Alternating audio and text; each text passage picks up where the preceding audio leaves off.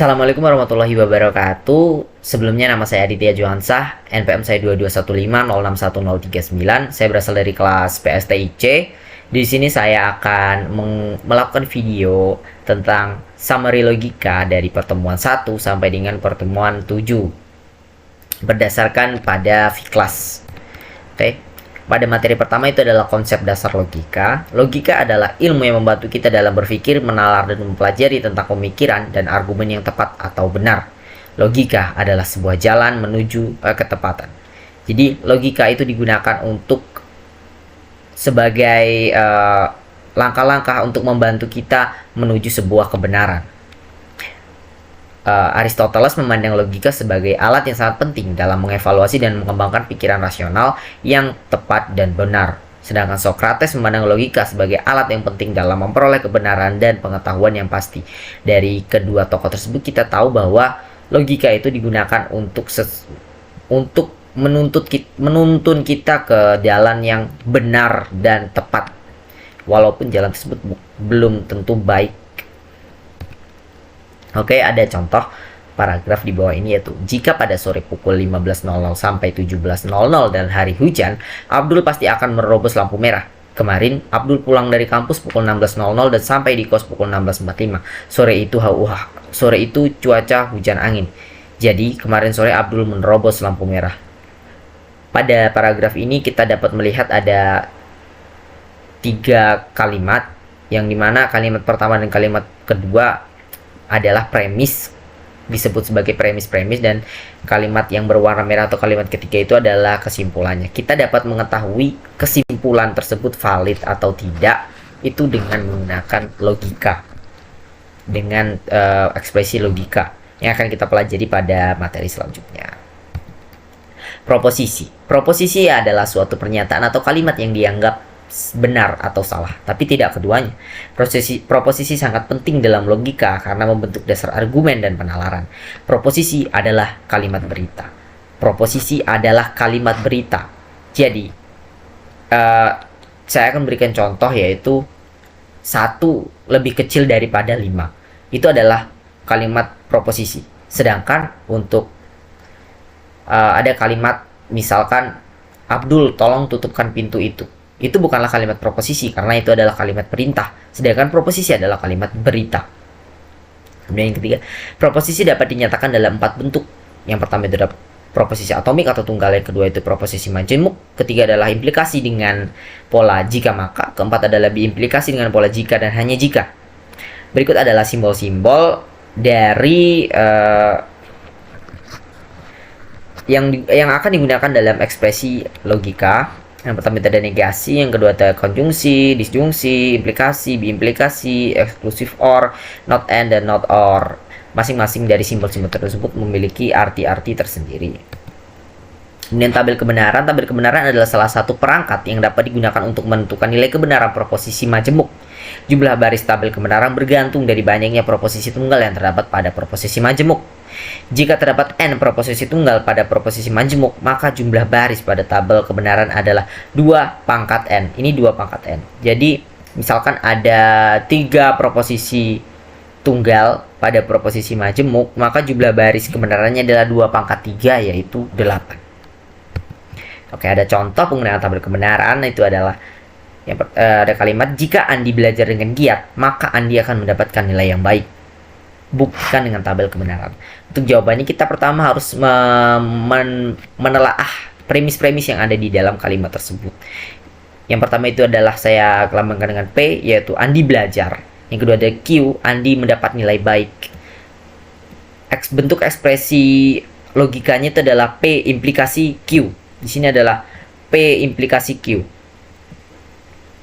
Nah, dapat dilihat di dalam P implikasi Q, di mana ini adalah tabel kebenarannya, dan PQ di sini sudah ada aturannya yaitu TF-TF dan juga TTFF atau true false itu. Kemudian di sini adalah hasilnya, di mana P implikasi Q itu adalah jika keduanya true maka true, jika P true dan Q false maka false, jika P false Q true maka true, dan false maka true. Di sini ini adalah bentuk dari tabel kebenaran implikasi. Oke, yang selanjutnya. Kemudian proposisi majemuk. Proposisi majemuk adalah sebuah proposisi yang terdiri dari dua atau lebih proposisi tunggal yang dihubungkan oleh kata hubung logika seperti dan, atau, jika maka, atau jika dan hanya jika. Proposisi majemuk dapat berupa proposisi majemuk konjungsi, disjungsi, ingkaran, dan disjungsi eksklusif. Implikasi atau proposisi bersyarat memiliki simbol panah ke kanan dan memiliki pola jika maka. Sedangkan biimplikasi memiliki simbol adalah panah yang memiliki matanya itu di depan dan juga di belakang seperti ini. Dan memiliki pola jika dan hanya jika. Untuk argumen adalah deret proposisi dan memiliki kesimpulan. Sebuah argumen dikatakan sahih atau valid jika konklusi benar bila mana semua hipotesisnya benar. Sedangkan sebaliknya, argumen dapat dikatakan palsu atau invalid. Ada beberapa argumen yang sudah terbukti valid atau sahih. Itu ada 6 jenis. Yang pertama itu adalah modus ponens, di mana premis pertama itu adalah P implikasi Q, kemudian yang kedua itu adalah P, maka kesimpulannya itu adalah Q. Kedua itu ada modus tollens, ketiga aturan transitif, ketiga kemudian ada lagi silogisme, sebenarnya 4 silogisme, disjungsi atau kontrapositif, simplifikasi konjungsi, penjumlahan disjungsif, dan konjungsi. Oke, lanjut. Contohnya. Di sini ada contoh yang diketahui premis-premis berikut. Premis pertama itu adalah jika Abdul pulang, maka Afta pulang. Premis kedua itu jika Afta pulang, maka Abdul dan Afta pulang bersama. Kesimpulan yang sah adalah, nah di sini kita misalkan kalau P itu adalah Abdul pulang, Q itu adalah Afta pulang, dan R adalah Abdul dan Afta pulang bersama. Nah, bentuk ekspresi logika pada premis pertama itu adalah P implikasi Q, sedangkan kedua itu adalah Q implikasi R. Nah, kesimpulannya itu adalah P implikasi R ini adalah salah satu bentuk dari argumen yang sahih tadi, yaitu aturan transitif. Bentuknya sama di sini. Nah, di sini akan equal dengan negasi P or R di sini. Ini juga merupakan hukum logika implikasi. Maka hasilnya itu adalah ini. Sehingga kesimpulannya adalah Abdul tidak pulang atau Abdul dan Afta pulang bersama. Kemudian materi selanjutnya adalah tautologi, kontradiksi, kontingensi, dan ekivalensi logis. Tautologi adalah suatu ekspresi logika yang selalu bernilai benar di dalam tabel kebenaran, tanpa mempedulikan nilai kebenaran dan dari proposisi-proposisi di dalamnya. Sedangkan kontradiksi itu adalah kebalikan dari tautologi, di mana ekspresi logikanya selalu bernilai salah di tabel kebenaran. Untuk kontingensi sendiri harus memiliki keduanya, yaitu benar dan salah di dalam tabel kebenaran. Untuk ekivalensi logis, jika ada dua buah ekspresi tautologi, maka keduanya itu adalah ekivalensi secara logis. Demikian juga untuk kontradiksi. Dalam kontingensi, nilai true dan false pada tabel kebenaran apabila dalam urutan yang sama, maka tetap disebut sebagai ekivalen secara logis. Oke, di sini ada tabel dari tautologi, kontradiksi, kontingensi, dan ekivalensi logis. Tabel pertama, yaitu tabel ini, itu adalah tabel dari tautologi. Untuk tabel kedua, yaitu tabel ini, itu adalah tabel dari kontradiksi. Mengapa hal tersebut terjadi? Karena pada tabel pertama, hasil akhirnya itu adalah true dan true pada kesimpulannya. Dan yang kedua itu adalah false dan false, yang merupakan pengertian dari kontradiksi. Sedangkan yang tabel ketiga ini adalah tabel dari kontingensi, di mana terdapat campuran antara benar dan salah atau true dan false di sini. Sedangkan pada tabel terakhir itu adalah tabel dari ekivalensi logis, yang dimana Q dengan Q and P implikasi Q itu memiliki tabel yang memiliki nilai yang sama, yaitu benar dengan benar, salah dengan salah, benar dengan benar, dan salah dengan salah. Oke, di sini ada contoh seperti yang tadi, yaitu buktikan pernyataan ekivalen Q ekivalen dengan Q N P implikasi Q. Nah, di sini berdasarkan tabel kebenaran terbukti ekivalen. Mengapa hal disebut ekivalen? Karena di sini sama. B kemudian S dengan S, B dengan S, dan B dengan B maksud saya, dan S dengan S. Maka ini disebut sebagai ekivalen. Kemudian penyederhanaan dan strategi pengembalikan. Penyederhanaan dilakukan dengan hukum-hukum logika. Proses penyederhanaan akan berhenti pada bentuk paling sederhana. Perangkat implikasi dan biimplikasi dapat diganti dengan perangkat dasar AND, OR, dan negasi. Jika hasil penyederhanaan bernilai 1, maka tergolong tautologi. Sedangkan jika bernilai 0, maka akan tergolong kontradiksi, dan tidak 1 maupun 0, maka akan tergolong kontingensi. Nah, berikut adalah hukum-hukum logika yang akan digunakan untuk menyederhanakan ekspresi-ekspresi logika. Seperti ada hukum komutatif, asosiatif, distributif, identitas, ikatan, negasi, negasi ganda, idempoten, kemudian hukum De Morgan, absorpsi dan negasi T dan F, dan lain sebagainya. Nah, ada contoh, sederhanakanlah negasi A, implikasi B, N negasi A, N negasi B. Kemudian ini ada jawabannya. Yang pertama itu adalah menggunakan hukum De Morgan, yaitu hukum De Morgan tadi. Yang dilakukan hukum De Morgan adalah ekspresi yang ini, sehingga yang awalnya negasi A, N negasi B, maka akan berubah menjadi negasi dari A or B. Nah, kemudian yang kedua itu adalah implikasi. Yang diimplikasikan ini adalah ini. Diimplikasikan seperti pada tabel yang ini. Ini implikasi. Ini. Dimana A implikasi B itu sama dengan negasi A or B. Di sini negasi A implikasi B, maka akan negasi A or B.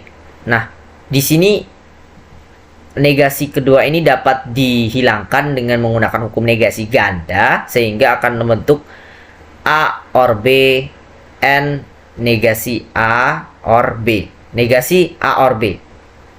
Nah, di sini bentuknya kan akan sama seperti A N negasi A. Maka ini adalah bentuk dari hukum negasi. Nah, maka dari itu ketika A N negasi A, maka berdasarkan hukum negasi itu adalah hasilnya adalah 0. Oke. Kemudian strategi pembalikan. Strategi pembalikan digunakan untuk membuktikan validitas suatu ekspresi logika untuk argumen dan untuk memastikan nilai-nilai premis benar yang harus diikuti oleh kesimpulan yang benar. Teknik ini mirip penyederhanaan. Perbedaan terletak pada kesimpulan argumen yang harus disalahkan dengan cara dinegasikan atau diberi nilai false. Konsistensi adalah koleksi dari pernyataan-pernyataan yang disebut konsistensi jika pernyataan-pernyataan tersebut secara stimulan semuanya benar. Konsistensi dapat dibuktikan dengan membuat pernyataan menjadi ekspresi logika dan dibuktikan melalui tabel kebenaran. Langsung ke contoh saja. Buktikan apakah konsisten. Harga beras turun jika impor beras naik.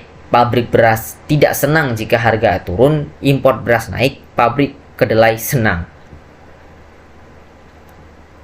Di sini ada 3 pemisalan yang saya berikan. Dari yang pertama itu A, harga beras turun. B, import beras naik. Kemudian pabrik beras senang. Oke, di sini salah. Sebenarnya ini adalah pabrik beras. Oke. Jadi yang pertama itu adalah premis pertama itu adalah dengan ekspresi logika A, implikasi B, nih, jika impor beras naik, jika harga ini implikasi B, jika harga beras turun maka impor beras naik. Kemudian yang kedua itu adalah jika impor beras naik maka pabrik beras tidak senang. Kemudian yang ketiga itu ada harga beras turun, dan keempat itu ada pabrik beras senang. Nah, dari premis-premis ini akan setiap premis itu akan dikonjungsikan terhadap premis-premis yang lain seperti ini dengan menggunakan simbol logika N. Kemudian berdasarkan tabel kebenaran dapat dilihat bahwa hasilnya itu adalah false semua. Dan apabila hasilnya itu adalah false semua sebelum dinegasikan, maka ini disebut tidak konsisten. Konsisten jika setidaknya salah satu itu mungkin ada yang false, sehingga nanti akan dinegasikan. Setelah dinegasikan kemungkinan akan false semua juga, baru disebut sebagai konsisten. Ini belum konsisten karena dia sebelum dinegasikan itu adalah false semua. Oke. Tableau semantik. Tableau semantik adalah bentuk-bentuk proposisi yang dibangun berdasarkan aturan tertentu yang biasanya berbentuk pohon terbalik dengan cabang-cabang dan ranting yang relevan. Jika semua cabang tableau tertutup, maka ekspresi logika tersebut tidak konsisten atau mutually inconsistent, atau mereka bernilai salah semua. Akan tetapi, jika terdapat satu cabang saja yang terbuka, maka ada setidaknya satu baris yang bernilai true, dinamakan tableau semantik yang konsisten. Dalam strategi pembalikan, jika diketahui premis-premis bernilai true dan kesimpulan bernilai false, jika hal tersebut dapat dibuktikan, maka argumen tersebut tidak valid. Sebaliknya, jika argumen tersebut tidak dapat dibuktikan, maka argumennya itu adalah valid, ya. Jadi sebenarnya premis-premis yang bernilai true seharusnya juga menghasilkan kesimpulan yang true pula. Kesimpulan ini disebut juga semantically entailed dari premis-premis. Entailed. Oke. Dan ada 10 aturan dari tableau semantik. Yang pertama itu adalah jika A and B itu harus ditulis berurutan A, B. Kemudian A or B akan memiliki cabang yaitu A dan B. Kemudian A implikasi B akan bercabang kembali, tetapi A-nya akan dinegasikan dan B akan tetap. Kemudian yang keempat itu A B implikasi B seperti ini. Kemudian kelima itu ada negasi ganda dari A akan menghasilkan A. Kemudian negasi A and B itu akan dicabangkan menjadi negasi A dan negasi B. Kemudian nomor 7 itu negasi dari A or B itu adalah negasi A dan negasi B di dalam satu urutan. Kemudian negasi dari A implikasi B itu adalah A dan negasi B. Kemudian negasi dari B implikasi B itu adalah dua cabang yaitu A and negasi B dan negasi A and B. Nah, untuk aturan yang ke-10 itu adalah jika ada bentuk A dan negasinya, negasi A itu di dalam satu cabang, maka terjadi ketidakkonsistenan pada cabang tersebut dan cabang tersebut dinyatakan tertutup dan cabang tersebut tidak bisa dikembangkan lagi. Hal ini karena tidak mungkin apabila keduanya itu adalah true. Karena seharusnya itu ada false di salah satunya. Oke. Nah, ini adalah contoh dari ekspresi tableau semantik. Untuk mencari konsistensi dari menggunakan tableau semantik, apakah himpunan dari 4 ekspresi logika berikut bersama-sama mutually konsisten?